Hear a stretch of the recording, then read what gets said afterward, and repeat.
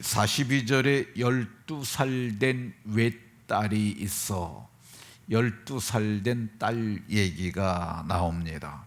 초등학생들 정도 된 이야기, 아이들의 이야기가 나오는 거죠. 이 본문의 사건이 있었던 지역은 가버나움이라고 하는 지역에서 있었던 일입니다. 40절에 보면 예수께서 가버나움으로 돌아오심에, 가버나움이라고는 쓰여있지 않는데 그게 지역이 가버나움이에요. 그래서 제가 이해하기 좋으라고 이 가버나움이라고 이렇게 표기를 했습니다. 지도를 보시면 이 사건이 있었던 때가 여기가 갈릴리 바다고요. 쭉 내려오면 여기가 사해 바다입니다. 사해 바다라고 부르기도 하고 호수라고 하는데, 여기가 가버나움은 여기입니다. 여기. 그리고 여기가 거라사라는 지역인데, 그 예수님께서 거라사에서 거라사 광인에게 들렸던 귀신 내쫓아지고 예수님께서 이렇게 오신 거죠. 그러니까 예수님은 나사렛 사람이라고 그러잖아요. 나사렛으로 거주했는데 나중에는 가버나움에 가서 사셨던 기록이 있습니다. 그러니까 이 배경이, 근데 여기서 여기까지가 얼마만큼 거리가 되냐면 약 한 25km 정도 됩니다. 그러니까 그렇게 지도상으로는 이렇게 좀 멀리 보이지만은 그렇게 먼 거리 아니에요. 여기서 전곡 정도가 25km 정도 될까? 뭐 그 정도 되는 겁니다. 근데 오늘 성경을 보게 되면은 그 예수님께서 거라사에서 가버나움으로 돌아오셨을 때, 이 41절에 보면 이에 이렇게 나옵니다. 이에라는 말은 오시자마자 이에 기다렸다는 듯이 회당장 야이로라 하는 사람이 와서 이렇게 말씀합니다. 회당장은 이 회당을 이끄는 사람입니다. 회당은 어떤 거냐면요, 성전은 하나밖에 없어요. 성전은 어디에 있느냐 하면 예루살렘에 하나밖에 없는 겁니다. 성전은 하나밖에 없고, 그럼 회당은 어디에 있느냐? 회당은 유대인들이 모인 곳에는 다 회당이 있었습니다. 왜 회당이 생겨나기 시작하냐면 이스라엘 백성들이 느부갓네살이라고 하는 왕에게 의하여 바벨론으로 끌려갑니다. 이거를 좀 어려운 말로 바벨론 유수 이렇게 얘기를 합니다. 바벨론에 가서 갇혔다는 뜻이죠. 그러니까 바벨론 유수를 거치면서 그 사람들이 바벨론 땅에 있으면서 우리 이러다가 신앙 다 잃어버리겠다, 우리 자녀들에게 신앙을 전승해 주려면은 우리가 모여서 아이들을 가르치는 공간이 있어야겠다.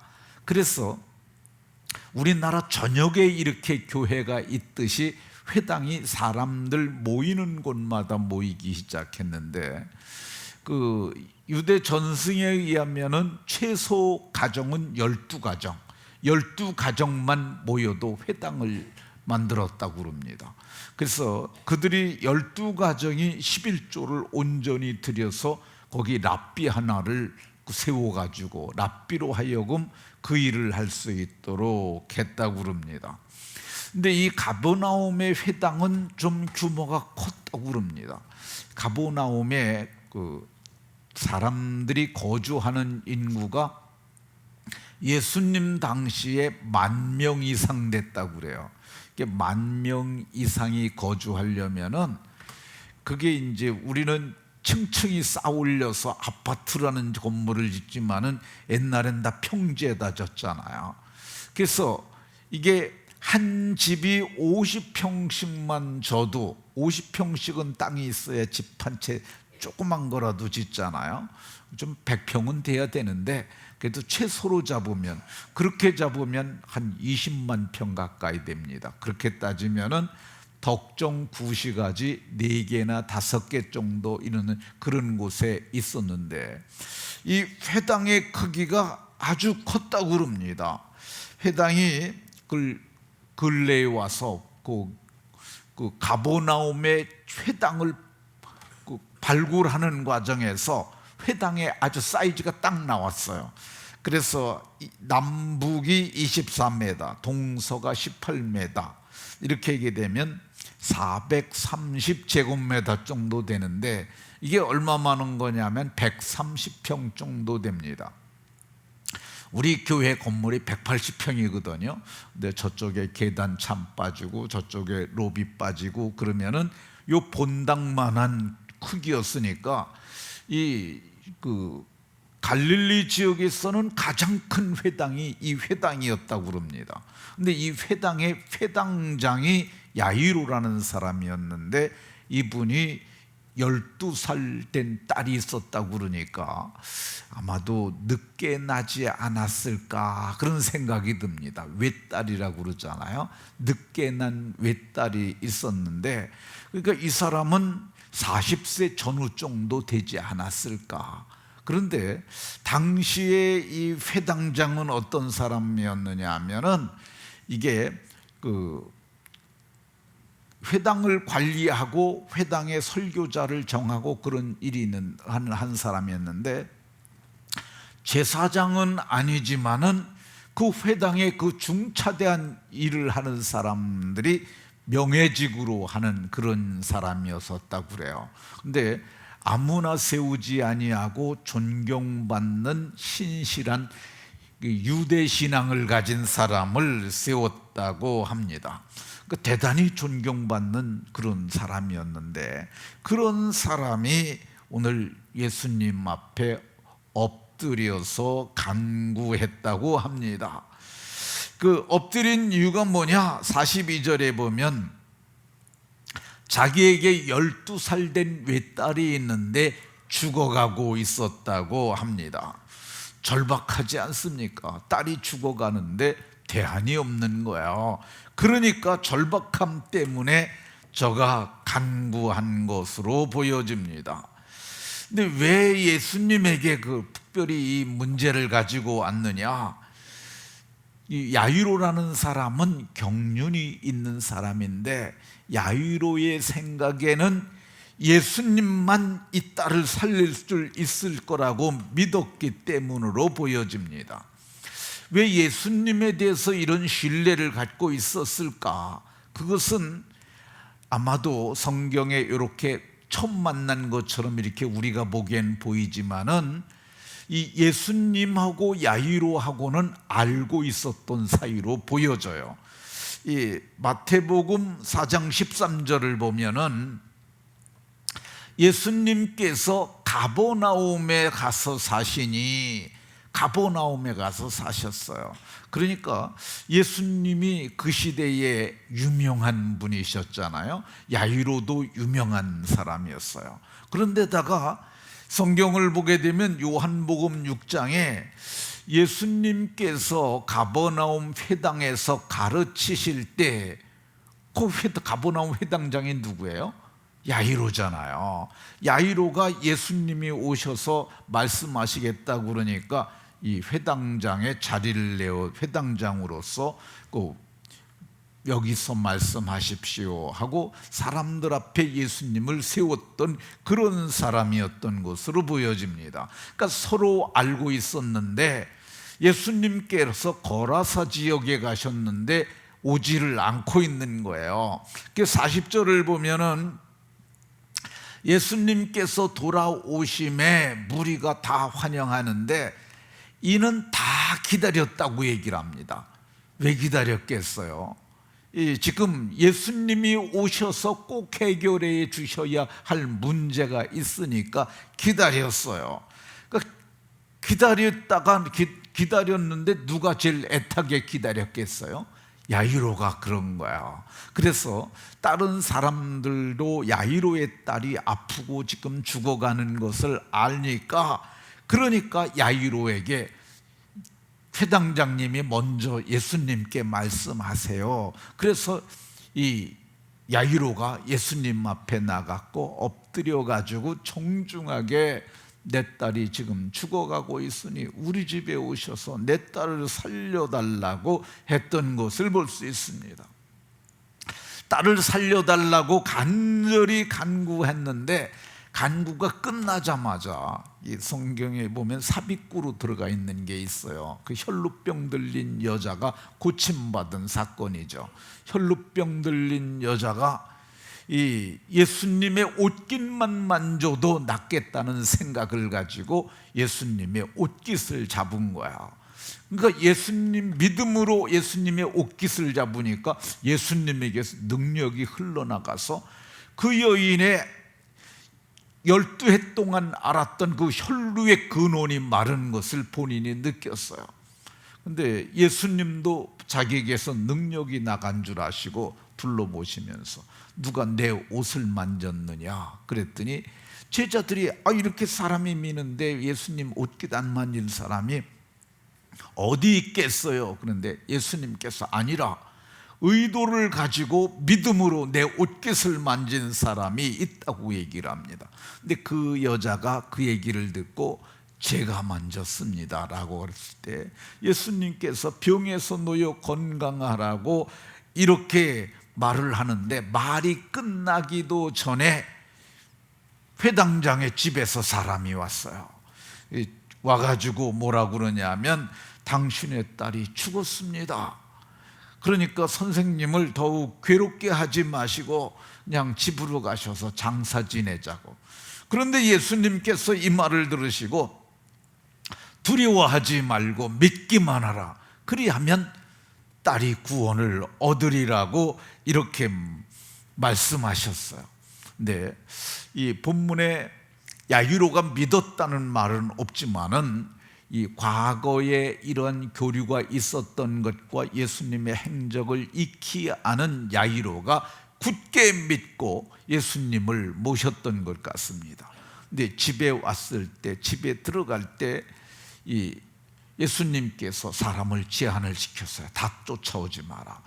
그래서 베드로와 야고보와 요한을 데리시고 그리고 야이로의 부모 두 사람과 함께 5명이 들어가는데 그 야이로의 집이 꽤 컸던 것 같아요. 사람들이 와서 모든 사람을 위하여 울며 애통했다고 그러는데 이게 이 울음이 어떤 울음이냐?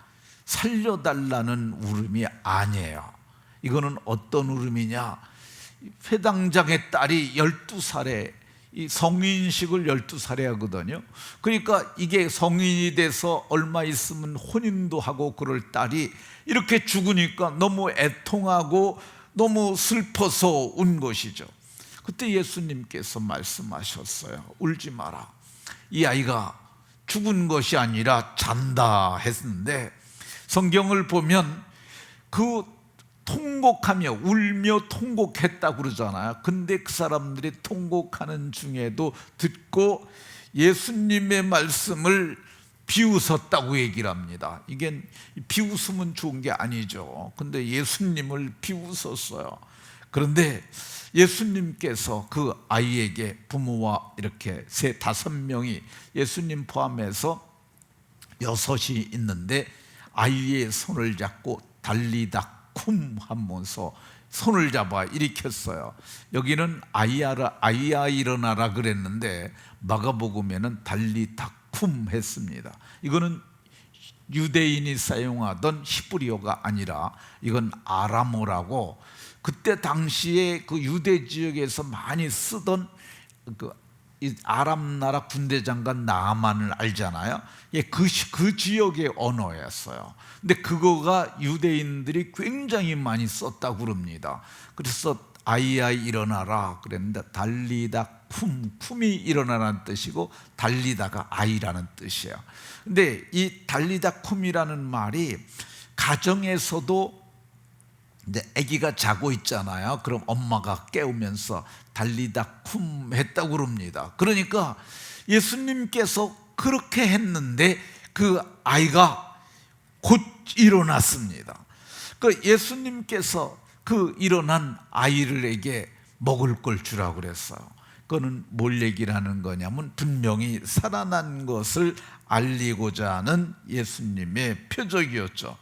그래서 그 아이가 먹는 것을 보고 그제서야 부모들이 예수님께서 진짜 살려주셨구나 그러면서 놀랐다고 얘기를 합니다. 그러면 회당장의 딸인 야이로가 죽음에서 살아난 이유가 뭘까? 그거는 예수님만 살리실 것을 믿고 기다렸기 때문입니다. 다른 방법을 찾지 아니하고 예수님을 기다렸어요. 오늘날 우리 자녀들이 우리가 낳아서 기르잖아요. 근데 자녀들이 다 허물과 죄로 죽은 상태로 출생을 합니다. 근데 우리의 죽은 딸들을, 죽은 자녀들을 살리는 방법이 뭐냐?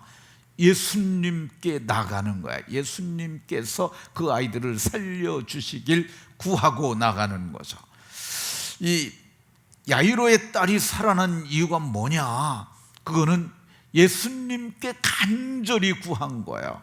오늘 성경 41절에 보면 자기 집에 오시기를 간구하니, 간구했다는 말이 간절히 구했다는 거야. 그러니까 우리의 자녀들이 거듭나기를 간절히 구해야 돼요. 그래서 예수님을 정말 마음으로 믿어서 구원을 얻는 그 시간, 그래서 이 예수님의 십자가에 흘리신 피가 마음에 뿌려지고 그 피가 영생하시는 하나님의 피인데 그 피로 말미암아 영원한 생명을 얻고, 그래서 그 속 사람이 살아나서 하나님을 경외하는 자가 되도록 이거를 간절히 간구한 거죠. 간절히 구하는 것, 이게 우리 자녀 세대를 살리는 방편입니다. 마지막으로 이 회당장 야이로의 딸인 살아난 이유가 뭐냐? 그것은 끝까지 기다리는 거야. 옆에 있는 사람들이 예수님의 말씀을 비웃었음에도 불구하고 부모는 두려워하지 말고 믿기만 하라. 그리하면 내 딸이 구원을 얻으리라는 그 말씀을 마음으로 믿은 거야. 오늘 우리들도 우리의 딸들, 우리의 아들들이 부모들은 알아요. 그리고 영적인 안목을 가진 사람들을 압니다. 저 사람이 회심했는지, 저 아이가 회심했지 않았는지 그걸 알아요. 그래서 끝까지 믿고 기다리는 거야. 그런데 어느 날 이 사람의 회심은 뭐라고 그러냐면 바람과 같아요. 그래서 예수님께서 거듭난 사람은 바람이 어디서 오며 어디로 가는 거 알지 못하는 것처럼 순간에 거듭나는데, 근데 결과는 우리가 알아요. 바람이 불면 잎새가 움직이는 것처럼 이 거듭난 사람은 말이 다르고 삶이 다르고 행동이 다릅니다. 그래서 오늘 본문의 회당장 야이로가 예수님만 기다렸고 끝까지 믿고 기다렸고, 그리고 예수님을 끝까지 간구하며 기다렸더니 마침내 그 딸이 살아나는 기적의 역사가 있었습니다. 우리의 자녀 세대들도 다 살려내는 복되고 아름다운 아비 세대가 다 되시기를 예수 그리스도의 이름으로 축원합니다.